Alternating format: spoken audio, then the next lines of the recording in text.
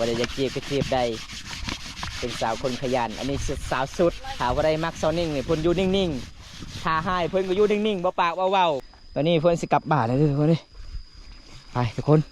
ตอนนี้น้องสิกลับบ้านแล้วประมาณจักโลซอนนิ่งข่อยตามข่อยเบิ้งนี่ประมาณ30 โลได้เนาะ30 กับ 40 โลน้องก็สิอ้อมมือเหือมือสานก็ต้องอ้อมแบบนี้เลยทุกคนเพื่อสิฮอดบ้านประมาณลักไปน้องเป็นคนจูชีวิตขยันนี่เป็นน้องไงป้าจับเลยบ่โยโอ้ฮ้อนปานนี้ทุกคนเลยเอามือจับเลยโอ้ยเป็นตาหยาดเลยทุกคนหายากเลยผู้หญิงแบบนี้พี่น้องใจดีหลายเลยพี่น้องในหมู่บ้านก็คือน้องคนนี้ถ้าผู้ใดมากก็คือบริหิวเขาบริหิวนำเลยทุกคนก็คือของพันน้องตัวนี้อยากได้ยังน้องอยากได้ห้องซีอยากได้ห้องซีเขาบ่อ๋อยืนข้างน้องบ่มีห้องซีเขาถ้ามีห้องซีเขาน้องดีใจบ่ดีใจเนาะใส่เวียกใส่งานทุกคนเลยเพราะว่าน้องเป็นคนขยันเนี่ยเบิ่งวิถีชีวิตน้องก็ลำบากเนี่ยทุกคนเลยถ้าผู้ใดครับชมคลิปนี้แล้วก็ฝากกดไลค์กดแชร์กดติดตามเนี่ยพี่น้องฝากเป็นกำลังใจให้น้องให้คลิปต่อไปโอกาสหน้าบอมตาก็อัปเดตให้ FC รับชมน้องดำรงชีวิตให้ได้เฮ็ดสวนอยู่บนดอยดีบอมตาก็จะทาให้ FC รับชมเอาบ๊ายบาย FC เด้อน้องบ๊ายบายเด้อ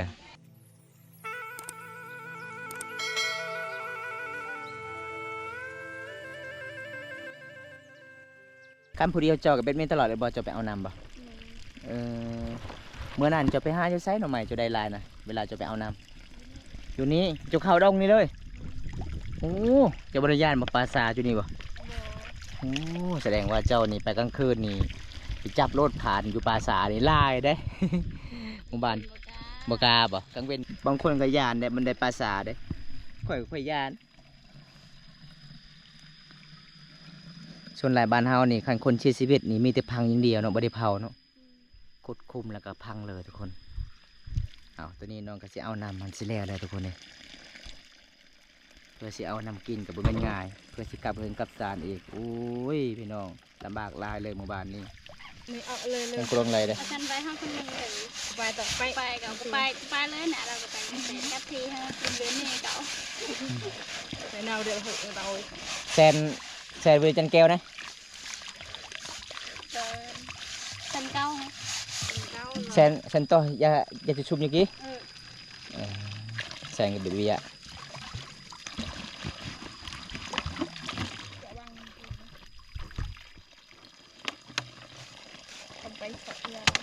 นี่เดี๋ยวทุกคนผู้ใดอยากเอาเมียก็เอาหมู่บ้านนี่เดี๋ยวพี่น้องมีแต่คนขยันมีแต่สาวโสดได้3 สาวเนี่ย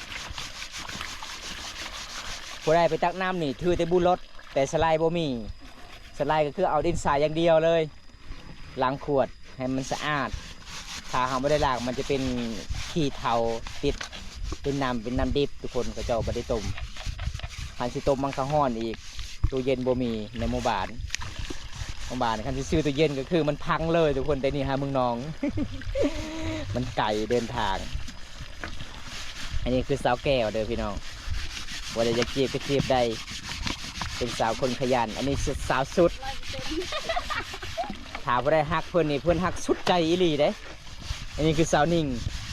ถามว่าได้มักสาวนิ่งนี่เพื่อนอยู่นิ่งๆท่าให้เพื่อนก็อยู่นิ่งๆบ่ปากบ่เว้าถ้าเพื่อนหายขึ้นนี่เพื่อนก็สิกลับเลยเด้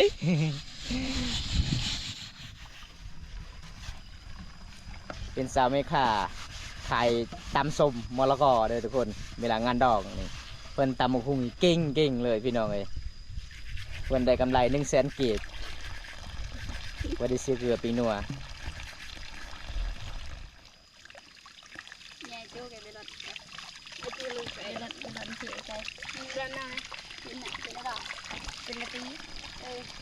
เอาตอนนี้สาวนิ่งเพื่อนก็ตักน้ำมาเรียบร้อยทุกคนเลยตอนนี้เราก็สิกลับบ้านแล้วอันนี้เด้เอามือมัดนี่บ่เฟยเนี่ยมือมัดบ่เจ้าอย่าเอาเลยได้จะส่งคืนได้เมื่อใดเนาะเสี่ยวแก้วสิเอาผัวเขาทางโต๊ะเขาบอกว่าเจ้ามีแฟนทางเผาโต๊ะได้เขาบอกเด้อทางบ้านประตูอาตาลโสดบ่โอ้ไปเมื่อใดมีแต่โสดกับโสดบัดไปเมื่ออื่นแล้วจะเอาผัวแล้วเฮ็ดได้บัดนี้ ข่อยปรับไม้เด้ ไม่เลย เอเล่บ่สิลงเงินพูดละเท่าได200,000บ่ เอาทุกคนนึกว่าโสดเด้อบ่ได้อยากจีบก็จีบได้สาวโสดโปรดจีบได้ส่วนหลายผู้สาวหมู่บ้านเจ้านี่เขาเจ้าบ่ได้เรียนหนังสือเนาะส่วนนี้มีแต่ ฝึกอย่างเดียว เอายกไหวอยู่บ่น้องอ๋อตอนนี้เพื่อนสิกลับบ้านแล้วทุกคนเลยไปทุกคน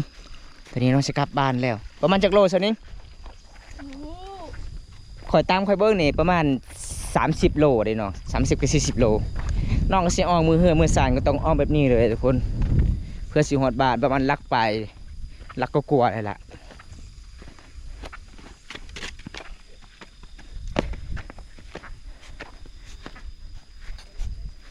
เขาสิกลับบ้านเนี่ยเบิ้งพี่น้องนำกับบ่มีรถนี่โอ้ยพี่น้องเอ้ยเดินทางกับบ่แม่นง่ายเลยพี่น้องเพื่อสิอองเอาเพราะว่าเส้นทางมันก็เป็นสันเป็นโนนเบิ้งเส้นทางเขากลับบ้านนี่ทุกคนนี่เมื่อนี้ก็ไปซอยน้องไปตักน้ำก่อนแล้วก็ไปเบิ้งไปที่ชีวิตน้องเห็นแล้วก็สงสารเลยทุกคนนี่โคตรเมื่อยเลยเห็นพี่น้องเบิ้งเส้นทางขึ้นคอยว่าแม่นง่ายเพื่อสิหอดน้ำกินทุกมือทุกวันดำรงชีวิตเป็นข่อยขนาดเลย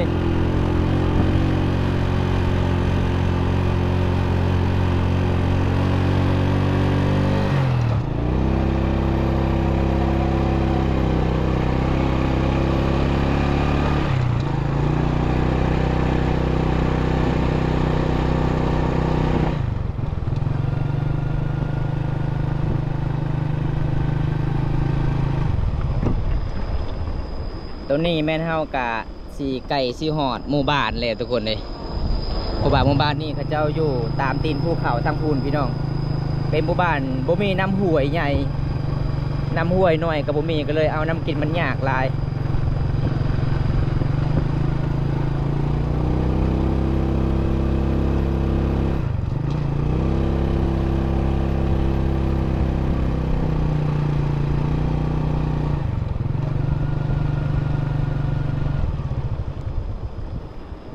หมู่บ้านแล้วก็เวลาหมู่บ้านเนี่ยต้องเห็นเขตชนบทนี่ก็จะ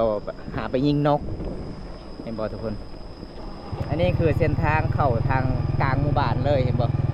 มีแต่ภูเขาหมู่บ้านนี่อันนี้คือเล่าเขาเด้อพี่น้องเล่าเขาจะตั้งนอกจากหมู่บ้านถ้าตั้งติดกับบ้านมันคลำอีกมันผิดหีดอีกเพราะว่าเขาเจ้าเอาไว้เขาอย่างเดียวอันนี้เส้นทางไปบ้านเซานิงพี่น้อง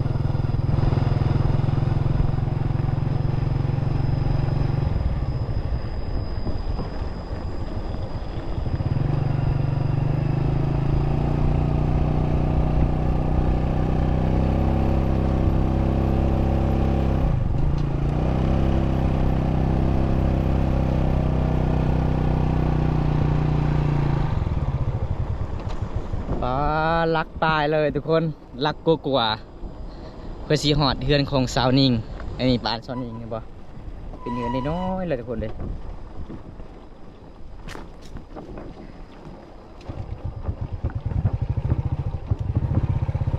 ไว้อยู่บ่น้องยกนะ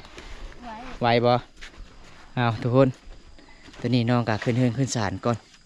เพื่อฮอดเฮือนฮอดศาลคันเพื่อนน้องอองนี่อู้โคตรไก่เลยทุกคนเลย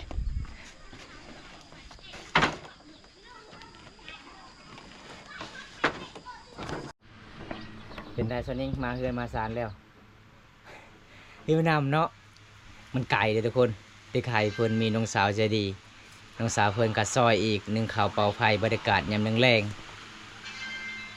นี่คือวิถีชีวิตของน้องสาวลาวเบิ่งเหือเต็มหน้าเต็มตาเลยน้องหากมาที่ให้เทสวนหลังจากมาที่ให้เทสวนน้องก็ไปตักน้ำอีกทุกคนเป็นคนสู้ชีวิตสภาพเพื่อนของน้องกะประมาณจำนี้เลยเห็นบ่มันบ่มีอย่างลายทุกคนขณะการหนาวก็หนาวแห้งขณะการร้อนมันก็ร้อนแห้งมันเป็นฟองลายนี่ยังคิงบ่ว้าวน้องปุ๊กมาที่ให้บ่น้องโอ้เห็นให้ชวนต้องปลูกคิงเนาะเอาอันนี้ก็คือน้องกับสิขายอยู่ในเมืองทุกคนคันสิขายนี่ประมาณเท่าไรหมดนี่จากเละไม่เคยขายบ่เคยขายบ่อ๋อน้องเสียไปไซส์คือใส่ถุงยางเลยนะให้เจ้า ให้คอยเอาเมื่อป้าทุกคนเลยใจดีแท้เด้อทุกคนนี่เบิ้งนี่พี่น้องน้องก็มีของผักของตอนอีกให้บ่าวบนตาคิงทุกคนเลยไปมื้อนั้นก็คือน้องก็ใจดีอีกไปหาผักกระสะดวนก็คือน้องก็บ่ได้เอาเลยให้ทีมงานเขากินเบิดกับเบาใส่หอมเนาะแซ่บเด้ บรรเจ้ามีบ่ บ่มี บางคอยมันเป็นทงเพียงบ่มีอันนี้เมื่อวานน้องอยู่ตามภูเขาโอ้ขอบใจละลายน้องนิ่งทุกคนเลยน้องใจดีหลายหรือน้องก็สิให้คิงอีกของผักของตอนมายิมายามน้องแต่บ่าวตามาเมื่อนี้บ่มีของผักของตอนเลยทุกคนเลยก็เลยเมื่อนี้ก็จัดให้ตามคำขอผู้ใหญ่เพิ่นให้บ่าวตาอัปเดตวิถีชีวิตน้องก็เลยบ่าวตาก็เดินทางไปเมื่อนั้นน้องก็ให้เงินใส่น้ำมันรถอีก300,000 กีบป้าใจดีขนาดทุกคนเลยคนใจดีแบบนี้ต้องมีผู้ใหญ่ใจดีฮักแพงแน่นอนเลยทุกคน เดี๋ยวได้ลายแบ่งกัน ในนั้นบ่น้องโอ้คนใจดีเพิ่นว่าสงสารเจ้าใส่น้ำมันรถจ้างค่าครัวเดี๋ยวนี้บ่ได้จ้างแล้วสบายแล้วไปเดี๋ยวนี้นะมีสะพานใหญ่แล้วทางมึงขามเสียแล้วน้องปกติก็คือเวลาอายไปหาน้องนี่ต้องเสียเงินตลอดเลยจ้างสะพานบานเกงกะลองเด้สะพานแม่ไร่กลับไปกลับมา40,000 กีบเดี๋ยวนี้ก็คือไปสะดวกสบายถ้ารถใหญ่ไปมาบ้านเฮากับมาได้เนาะบ้านเฮาเนาะขี่รถใหญ่มาได้เลยทุกคนในสะดวกสบายแล้วเส้นทางพี่น้องตะกี้โอ้ยเพื่อสิขามบ้านน้องกับแม่นเรื่องงานเด้อทุกคนโคตรลำบากเลยมีแต่ห้วยสลอดอย่างเดียวขนาดพลไปบ่ได้เนาะขันเขาเป็นไอ้เนี่ยเขากินสำนีมันดีเลยเด้อทุกคนอันนี้ขิงเลยพี่น้องขิงเขาจะปลูกมาที่ไฮที่สวนเขตสนุนบ้านเฮานี่เห็นให้สวนต้องปลูกขิงปลูกผักหอมผักกาดผักบัวมีหลายผักต่างๆปลูกทุกคนแล้วก็ปลูกมะแตงปลูกข้าวไปฟอร์มนี่แหละเขาเอิ้นมาดำรงชีวิตเดิมๆกินง่ายอยู่ง่ายอยู่แบบง่ายๆเลยทุกคนอยู่ตามป่าตามดงตามตีนภูเขามาทุกคนกินลองเบิงเป็นจังไดรสชาติ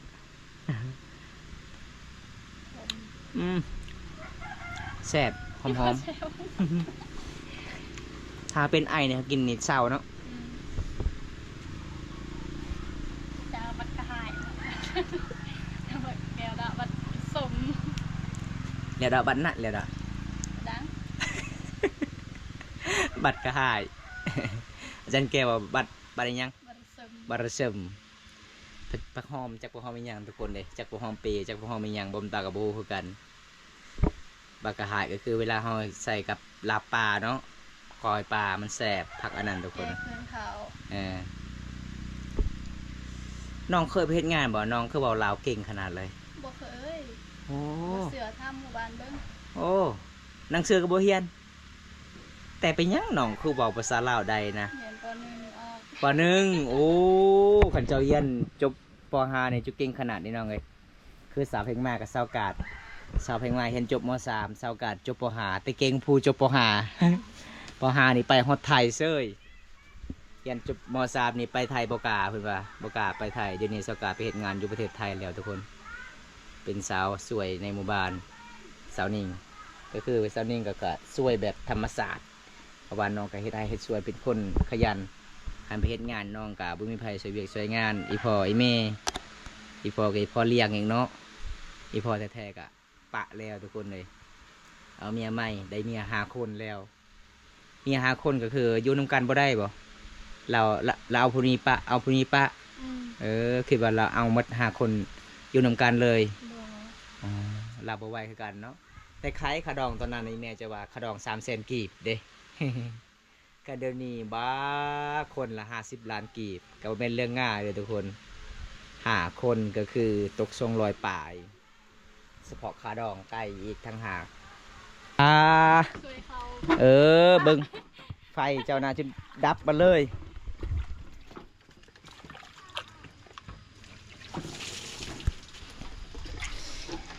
นี่ตอนนี้น้องครับเป็นคนขยันน้องก็สิช่วยเขาเอกเด้อทุกคน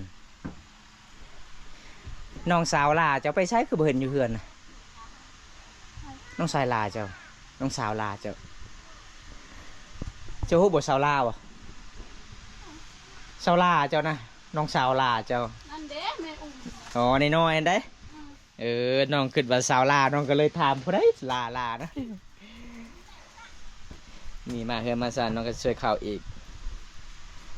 เยือนเจ้ามีหมู่จักโตน้อง ตัวเดียวโอ้หมูที่บ่ได้ลูกนะเออคือบ้านแกงกะล่องเสาจังเพิ่นก็มีหมูตัวหนึงเพิ่นว่าอยู่ไสลูกเพิ่นว่าบ่มีผู้บ่าว บ่มีผู้บ่าวก็เลยบ่ได้ลูกโอ้คักเด้อทุกคน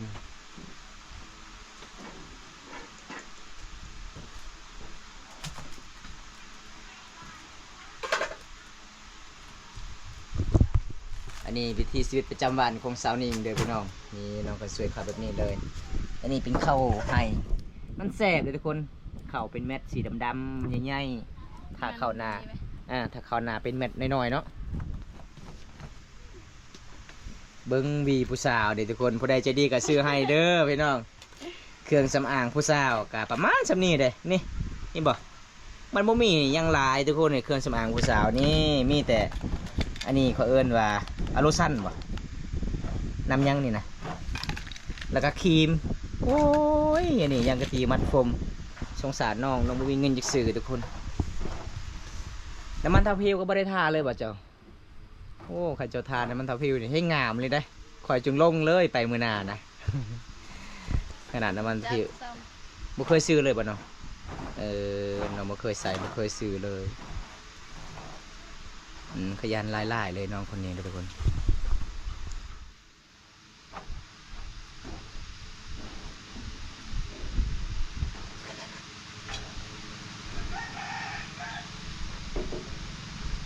ฮ้อนบ่บางคนนี่ผู้สาวนี่เวลาเขาช่วยเขาเนี่ยเขาจับเลยได้อันนี้เจ้าก็จับคือกันถ้ามันเย็นก็คือว่าฮ้อนๆแบบนี้จับเลยเพราะว่ามือมันเคยจับของฮ้อนเลยเด้คือไห้คือสวน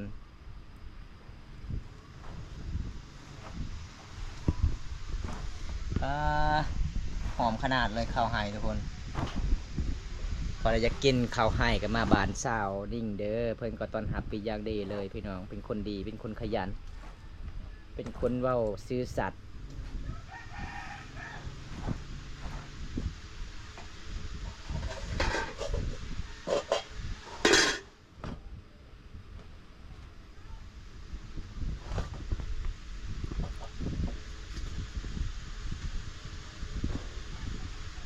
จีนแม่เบี้ยจีนมานั่งเหรอ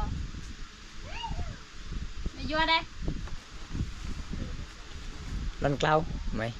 นอนร้านเรื่อยจีนมาเมื่อปีดีบางกี่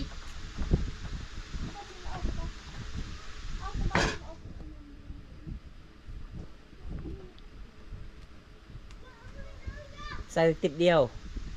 อยู่ในวงการ6 คนบ่เอาอยู่ในวงการ6 คนกินติดเดียว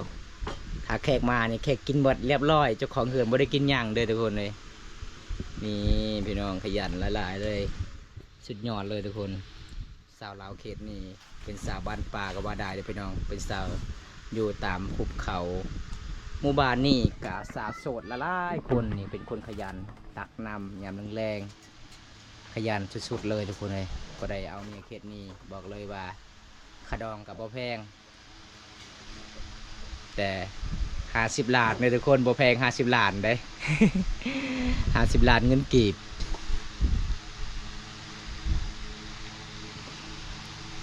ไม่รู้จ้าประเดี๋ยว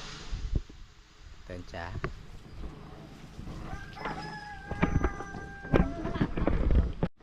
ยังอีกส่วนหนึ่งนะโอ้มียังก็ย่อกินให้หมดเด้อทุกคนเลย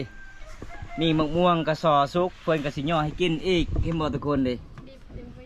ดิบบ่ พอได้ขึ้นปลาซุกเอาตอนนี้น้องสิจานเหาะก็คือน้องก็สิตำส้มให้กินอีกทุกคนเจ้าสิตำส้มให้กินนี่บ่จะเฮ็ดแจ่วยังแจ่วคิงบ่มีคิงนี่เด้ฮะหายคอยแล้วบ่กล้าเอามามากินตำเจ้ามากินยังเขามากินตำนะเอากันจะเอาบัวนี่จะมากินบ่ตำบ่ น้องมากินตำนะทุกคนเลยน้องกินแบบใดบ่มากินตำฮะจำซื้อ น้องสิจำซื่อๆทุกคนเลยน้องว่ามักกินตำเด้อผู้ใดมักตำมักกินตำแห้งนี่เพื่อนว่าเพื่อนบ่มักเด้อทุกคน มากินจำซื่อๆเด้อ การต ขี้คานตำบ่มันเผ็ดให้นี่บ่ ำ ว่ามันเผ็ดเด้มันเผ็ดให้เด้ถ้ามีข้าวนอกนี่แซ่บเด้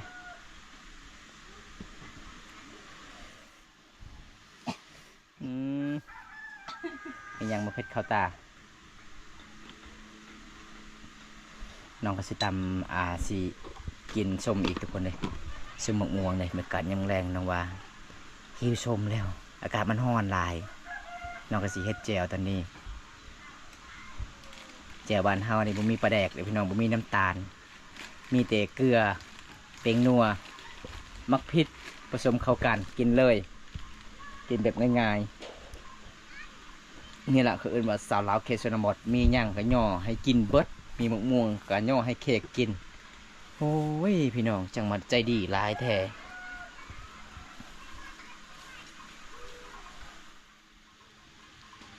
ทำไมบอยนั่นเดือด อีหยังเซานี่เจ้านะเป็นหยัง เป็นเขา ไอตลอดเลยมันจะมีพัดลมบอกคือเจ้าไอตลอดเลยนะ เขาดัง มันเป็นเขาดัง มันเป็นเขาปากเขาหูดังทุกคน อันนี้คือให้เจ้าก็มาคั่วไว้แล้วก็มาตำให้มันมุนแล้วก็ใส่ในกระติกเวลามีอาหารต้องง่ายๆไม่ต้องต่ำทุกคน อาหารน้องสาวเพิ่นใส่มะเขือกับอีกยังเขียดวะเขียดตะปาด อาหารบ้านเฮาทุกคนเลยตอนนี้น้องกับสิปิงปะไว้เบิ่งนี่พี่น้องน้องเป็นคนดุขยันน้องกับพิการเมื่อคืนนี่ก็เลยได้เครียดหลายทุกคนเลยบริการยามแรง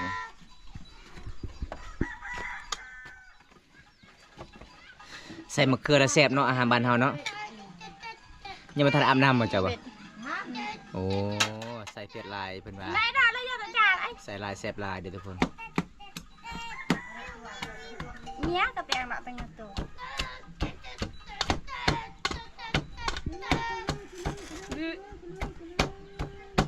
ได้เด้อ เพื่อสิแตกมันงานเลยทุกคนเลย เขียนมันแตกงานอาหารเซานิ่งอาหารแบบบ้านๆกินง่ายอยู่ง่ายพอเอาตัวหลอดได้เลยทุกคน มันบ่เคยกินชิ้นดาดหรือว่ากุ้งทะเลปลาหมึกบ่เคยกินแล้วเนาะอาหารทะเลบ่เคยกินมีแต่กินอาหารบ้านเฮาธรรมศาสตร์หาผักไอ้หยังต่างๆผักกูดกะลาเด้อทุกคนหมู่บ้านนี้เด้อทุกคนเลย มื่อนาสิพาไปเก็บ นี่เมื่อหนาเพิ่นกสิพาบอมตาไปเก็บผักกูดอีกโคตรหลายเลยข้าวป่าหมู่บ้านนี้มีผักหลากหลายเฮาหาอยู่หากินมานขนาดเรื่องเกี่ยวกับหาผักพี่น้อง น้องพิมพ์เชื่อบ้างไหม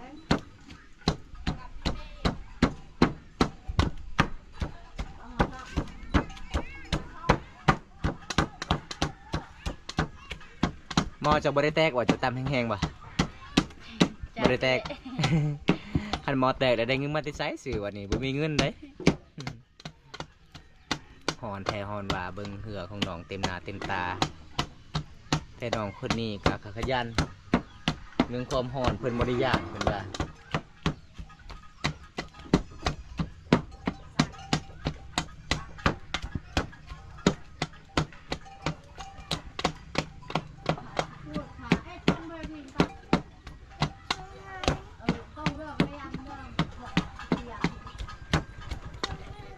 แตกยากตัว แตกยากเนาะเขียดเนาะ มันแห้งเลยดิ อืม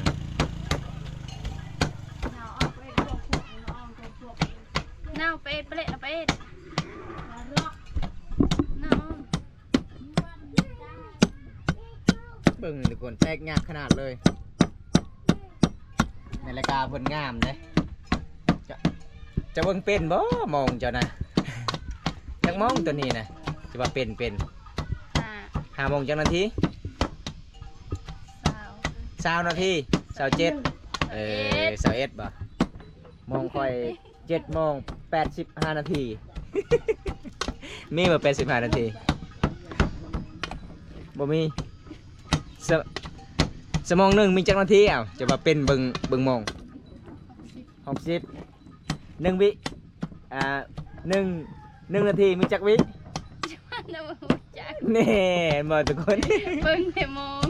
เป็นเตมองมันว่าสมองหนึ่ง60 นาทีว่าหนึ่งนาทีเพื่อนโมฮูวิเลยก็คือ60 วิเอา เก่งเด้อพี่น้องสาวนิ่งนี่เก่งขนาดมันคือสะอ้อยบานจุดชุมจังอะไรพอตัวเพื่อนโมฮูกิกับแมทคอยถามว่าแมทหนึ่งเท่าไรเราก็เลยตอบว่าคอยซื้อหมดนี่ก็คือแสนหาแมทหนึ่งเท่าไรพระเจ้าขายแมทหนึ่งแสนหา ขอถามว่าแมทหนึ่งยาวจักเซน150 โอ้ยอย่ากลัวคักไอเลียทุกคนเลยน้องหมูพุ่มเก็บกับแมทเศร้าอ้อย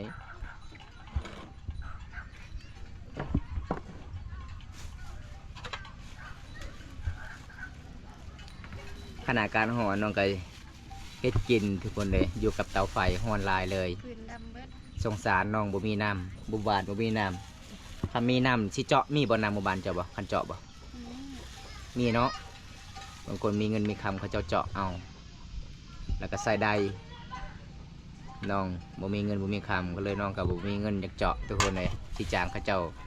ตกประมาณ10 กว่าปลาย10 ปลายกว่าล้านเลยทุกคน อย่าเบิ่งคน อันนี้จะพวกมาที่ให้บ่พักนี่บ่อ๋อ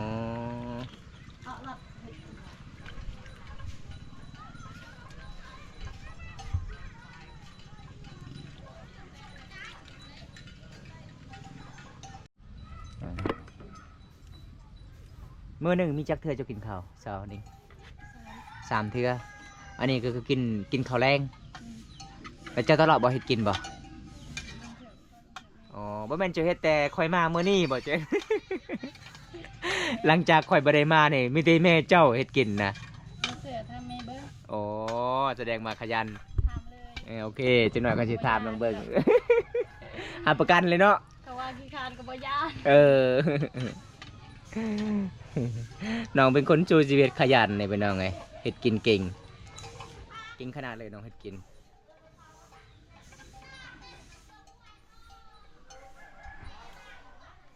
ไอพ่อเจ้าเคยบ่เฮ็ดกินซอยบ่เคยเลย มีแต่ลาบเนาะครับลาบให้แล้วก็ซุปก็คือมีแต่น้องลูกสาวทุกคน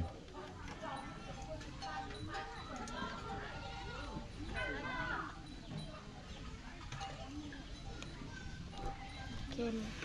ค็ม เค็มเกลือ อืม โอ้ถ้าเค็มเกลือ ยังเค็ม จะใส่อีกเกลือนะ บ่ได้ใส่ ใส่โลดให้มันแซ่บ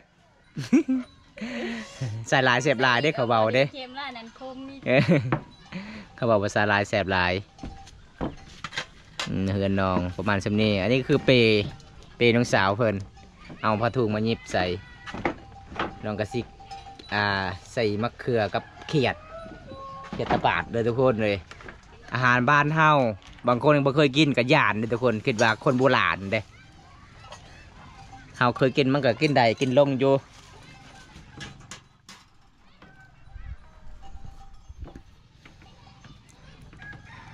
ป้าจับเลยบ่โยโอ้ฮ้อนปานนี้ทุกคนเลยเอามือจับเลยโอ้ยเป็นตะยานเลยทุกคนเป็นตะยานขนาดเลย เผ็ดก็บ่เปื่อย มักเผ็ดบ่เปื่อย ตามบ่เปื่อย เพราะมันจะมีของดีมักเผ็ดจะเปื่อยยาก เสานิ่งนี่โอ้ยจับหมอฮ้อนๆกิ่งเด้อทุกคนเลยอันนี้น้องกระชิญยอผ้าขาวอีกมือนี่มี2 เถื่อน้องชิญยอผ้าขาวโอ้สุดยอดเลยพี่น้องขนาดบอมตากับซีเมื่อบานน้องว่าบ่ต้องเมืองกินข้าวก้อนสุดยอดเลยนี่ใส่แบบนี้หายากแน่นอนพี่น้องสาวลาว เขา แบบนี้สาวนิ่งMC นี่เด้อ กินข้าวน้ำกันเด้อ FC นี่พี่น้องเพิ่นก็สิใส่มะเขือกับเขียดแล้วก็ตำมันแสบเนาะเฮาเคยกินเนาะอันนี้ก็คือวิธีชีวิตของสาวลาวทุกคนนี่ก่อนบำตาสิกลับบ้านตอนนี้ฮอดเวลาประมาณ6 โมงแรงแล้วน้องก็ยังเอิ้นกินข้าวย่อพาข้าวให้กินนี่ทุกคนอุ้ยพี่น้องเอ้ยหายากเลยผู้หญิงแบบนี้พี่น้องใจดีหลายเลยพี่น้องในหมู่บ้านก็คือน้องคนนี้ถ้าผู้ใดมาก็คือบ่ได้หิวข้าวบ่หิวน้ำเลยทุกคน สงสารน้องหลายน้องกะบ่มีหงสีเขาไปเมื่อใดก็น้องจมตลอดจะได้หงสีเขาเด้พอเฮ็ดเวียกเฮ็ดงานมันสบายทุกคนเลยเอ้าเปิดแม่ติดเขานะแสดงว่าเจ้ากินข้าวตอนนี้เจ้าหน่อยบ่ได้กินเลยบ่ มีแต่หาอีฟอยแม่โอ้